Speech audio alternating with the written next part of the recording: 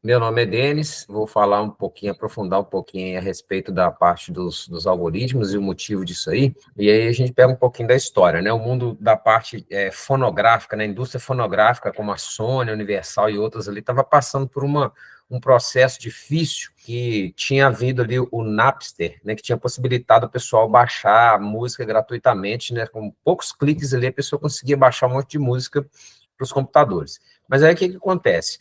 O Napster ele foi desativado em 2001, e aí outros sites ainda começaram a existir, sites legais, né? Pirate Bay, LimeWare, Kazaa, Edonkey, Emule e tal, e outros aí. Só que aí, todos esses aplicativos, eles usavam uma rede de torrent, né? Que é aquela peer-to-peer para poder compartilhar entre pessoas, compartilhar música, né? Compartilhar arquivos e tal. Só que ele tinha grandes problemas, porque os arquivos podiam vir corrompidos, os arquivos podiam ser vírus também, né? A pessoa colocava o nome de uma música e tal, e baixava, e depois era um vírus, né? Então tinha um problema muito sério nisso aí.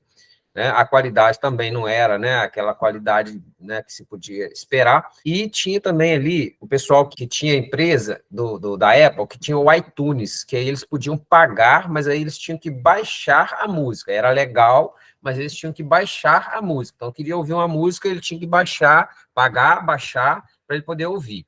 Então, aí, juntando esses dois detalhes que tinha, que era a parte da ilegalidade e a parte que o que existia legal tinha que baixar a música, eles criaram, o Daniel Ek aí, que era a parte de programação, eles lutaram muito ali para poder desenvolver um protocolo proprietário. Esse protocolo também era baseado no peer-to-peer, ele foi desenhado para a questão de ter uma qualidade de reprodução elevada.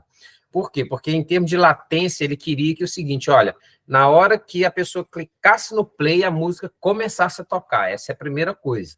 Né? A latência tinha que ser muito baixa, a hora que clicasse ele já era, tinha que ser instantâneo, né? A percepção tinha que ser instantânea. E também não poderia haver interrupções, né, durante a música, ou seja, no meio da música, garrou, porque, né, a internet não conseguiu baixar esse tipo de coisa. Então, numa época que a internet ainda era bem inferior, isso aí era um desafio bem grande que ele precisava de resolver. Né? E aí eles usaram essas três fontes, né, depois de estudos e tal, usaram aí três fontes que eram de onde as músicas podiam ser obtidas. Né? A primeira delas seria os próprios servidores da Spotify. Só que manter os servidores era caro, né, tanto em questão de espaço, quanto em relação a os servidores conseguirem, né, entregar todas as músicas para todas as pessoas, e ficar um negócio bem complexo. E aí, eles tinham, então, a rede peer-to-peer, que era o compartilhamento, e eles também trabalhavam com o cache local. E aí, como que funcionava isso? A pessoa clicou, ele verifica primeiro na rede peer-to-peer, vê se tem algum parceiro próximo dele, alguém próximo a ele, que tivesse aquela música, né? Se tivesse, já começava ali a baixar de alguém que já estivesse próximo. Se não tivesse, aí ele ia baixar dos servidores direto da Spotify. E ele baixava para um cache local, ou seja, ele armazenava a música, de tal forma que, se a pessoa quisesse, por exemplo, repetir a música, já estava ali. E se algum vizinho agora próximo também pedisse, né, aquela mesma música, ele já usava a peer-to-peer. Então, ele tinha essas três formas aí de baixar a música, ele teve que criar esse protocolo específico, né? Protocolo, para a gente poder entender aí, hoje a gente conhece alguns protocolos mais comuns aí, por exemplo, HTTP, HTTPS, que a gente acessa sites, e todos eles são em cima de TCP, que é o protocolo que devolve todos os pacotes que precisa, de rede, né, que precisa. Já o torrent já utiliza o DP, ele entrega particionado, fracionado, e você que monte depois no final do seu arquivo. Então, ele teve que fazer meio que uma junção disso, né? Ele teve que juntar as ideias de um com o outro aí. Com relação ao cache também, é interessante falar que ele baixa, mas ele precisa de baixar isso criptografado.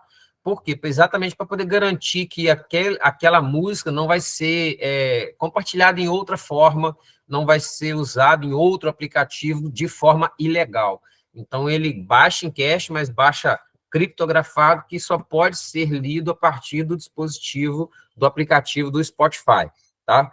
Então, essa parte deles resolverem isso aí, de fazer o cache, de compartilhar a rede peer-to-peer e depois servidores, foi muito importante para eles conseguirem dar é aquela qualidade de clicou, já começa e a música toca até o final, né? Então, numa era que a internet era muito inferior à que a gente tem hoje, né? À medida que a internet foi melhorando, eles foram tendo condições e foram trocando os servidores, eles chegaram até, inclusive, acho que foi em 2011, alguma coisa assim, desativaram essa questão de uso da rede peer-to-peer, né? Não precisava mais, por quê? Porque eles podiam baixar somente das máquinas deles mesmo, do servidor deles mesmo, tá? Então, essa questão do stream de música aí, que eles juntaram tudo, né? E resolvendo também o problema da pirataria, né? Porque os outros softwares davam a possibilidade, mas não pagavam nada, né? Para as empresas. Tá? Então, ele resolveu praticamente dois problemas de uma vez só. Apesar, né, dos artistas, às vezes, reclamarem, mas eles já estavam sendo roubados, né, pelo caso da pirataria.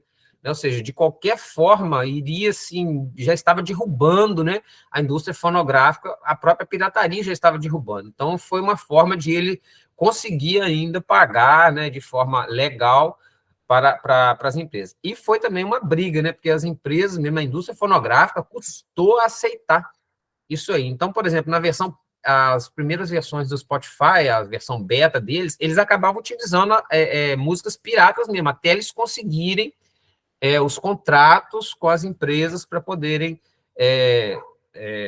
ganhar, né, pagar, né, esse royalties das músicas ali, tá? Então, eles custaram aceitar a ideia, tá?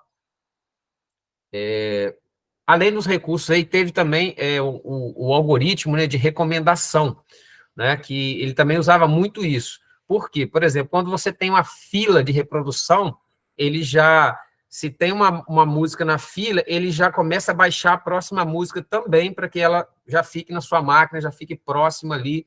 A questão de recomendação, de ele já ver o que você escuta mais, e ele já te sugere aquilo ali. Então, isso tem todo um tratamento para que a música esteja disponível o mais rápido possível, tá? Então, o algoritmo de recomendação, hoje em dia, utiliza até a inteligência artificial para poder juntar isso, né? Analisa todo mundo, fala, ó, essas pessoas que gostam disso, disso e disso, a próxima música que ele quer ouvir é essa daqui, e já utiliza o algoritmo, inclusive, para poder melhorar essa parte aí. Várias inovações, né? Além do algoritmo principal aí, eles desenvolveram, né, a questão do Discovery Weekly, que é as descobertas, né, da semana, e o Daily Mix, tá? São como se fosse playlist que eles já montavam, né, de forma que mostrava ali os artistas que estavam começando agora, por exemplo, no Discovery Weekly, né, então dava essa democratização para os artistas aí, tá? Os artistas emergentes, né, eles conseguiam alcançar novos públicos, né?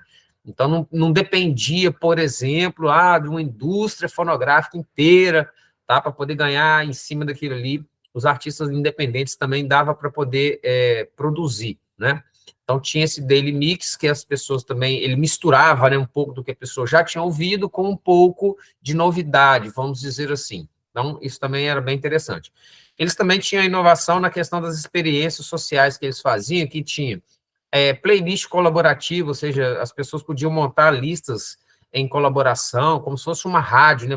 O início ele tinha até um negócio assim, monte a sua rádio, né? Aí você escolhendo as músicas, jogando ali para poder adicionar compartilhamento também das músicas em rede social, que permite. Inclusive, você tem como até fazer um aplicativo e colocar a playlist lá do seu aplicativo, dentro do seu aplicativo. Eles têm APIs para isso, para você poder fazer. Teve inovação também na parte da cultura, né? A forma de cultura na Spotify, né? Era quase que assim, olha, todo mundo vota igual, né?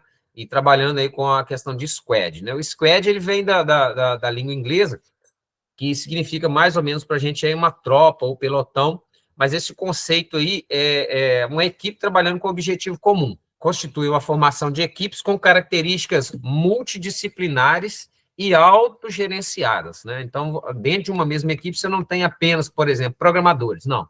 Você vai ter ali pessoas misturadas de outras áreas, da área de arte, da área, né, sei lá de qual área que eles tinham, mas áreas diversas para poder entender sobre os assuntos, tá? Então, essa questão do squad foi uma das novidades também, a forma de trabalhar aí, que eles inovaram, isso aí, tá? Aí continuou seguindo com as parcerias estratégicas, né? Por quê? Porque o mundo foi continuando a andar. Então veio o lançamento de smartphones, e aí eles tiveram que adaptar, né? Demoraram até um pouco para poder adaptar para os smartphones. Isso quase deu a queda assim, nos valores, porque eles demoraram para poder implantar, mas depois implantaram. Os alto-falantes inteligentes, né? Com Echo, com Siri, não sei o quê. Os alto-falantes inteligentes aí que tem aí, tá? E até em carros também, né, a gente consegue achar hoje em dia aí os aplicativos da Spotify instalados, né, em carros para poder utilizar. Ou seja, se torna quase que onipresente, né, na vida dos usuários. Você acessa no celular, acessa no desktop, né, no Windows, acessa no smartphone, acessa no carro, veículo, em qualquer lugar, você consegue ter acessível.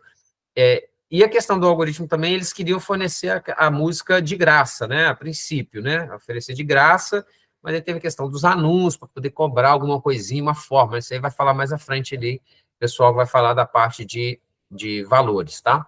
Aí expandiu também para a questão de podcasts, houve, né, uma popularidade crescente nos podcasts, e a Spotify aproveitou isso, ou seja, você tem um podcast, opa, coloca aqui, né, coloca aqui no Spotify, e isso cresceu muito, porque ele acabou, assim, sendo um líder no espaço de áudio digital. Todo mundo, né, acessando, você já sabe, eu ouço, no mesmo lugar que eu ouço música, eu vou ouvir os meus podcasts, notícias, o que tiver, né, aula, se tiver, ele consegue. E, atualmente, ele está expandindo também a questão de audiobooks, ou seja, a pessoa que tem preguiça de ler um livro, né, aí eles já colocam ali como audiobooks, então você toca ali e ele vai lendo para você o livro ali. E um detalhe interessante nessa questão do livro é que eles começam a vender isso como um pacote. E aí o áudio, o livro, ele tem uma questão de licença que é diferente da música, vamos dizer assim, que é mais barato do que a música. Tá? Então foi uma jogada também que eles fizeram aí muito interessante, de colocar os audiobooks junto, né, com a questão de música, vendendo essa questão aí como se fosse um pacote, tá? Então tem aí, competir diretamente aí, porque hoje em dia já tem os outros, né? A Amazon, Audible, tem diversas outras, o Google mesmo já tem Google Music, tá? Então hoje em dia tem diversas outras plataformas que também já estão fazendo mais ou menos a mesma coisa que a Spotify faz. Porém, ela já está, né, há muito tempo, então já está muito conhecida, e tem desafios para frente ainda, tá? Tem muita coisa ainda que pode vir, que eles também precisam se adaptar, né? Quando falou aí a questão de metaverso, talvez eles precisem de colocar, né, uma música tocando lá dentro do metaverso, então eles têm que se adaptar, né? Isso não para, né? O mundo da tecnologia não para. Ainda nos novos recursos aí, eles têm a capacidade, né, de integrar as redes sociais, de fazer o download também. Então, ele acabou, né, nos planos premium, lá você tem a capacidade de fazer o download da música para você poder ouvir offline, ou seja, eu vou para uma fazenda, né, e lá não tem internet, então eu já posso me preparar, né, eu posso lá baixar as músicas que eu vou querer ouvir, né? E aí ouvir lá, seja as músicas, os podcasts, eu posso ouvir porque eu já baixei isso online. São os recursos aí que eles mantiveram, né? Para competir também aí com Apple Music, a Google Play Music, tá?